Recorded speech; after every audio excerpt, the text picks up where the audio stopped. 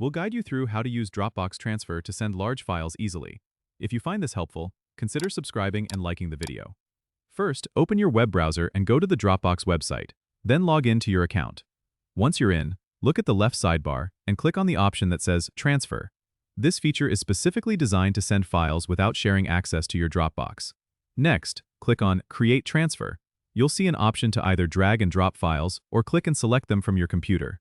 Keep in mind, you can transfer files up to 100 gigabytes with a professional account. After adding your files, you can customize the transfer by clicking on the Settings gear icon. Here, you can set an expiration date for the transfer link or even protect it with a password. Once you're satisfied with the settings, click Create Transfer at the bottom. Dropbox will generate a link for you. You can copy this link and send it directly via email or any messaging platform. Or you can enter the recipient's email address directly if you want Dropbox to send it for you. The recipient doesn't even need a Dropbox account to download the files. Just remind them to check their spam folder if they don't see the email right away. And that's it. You've successfully sent files using Dropbox Transfer.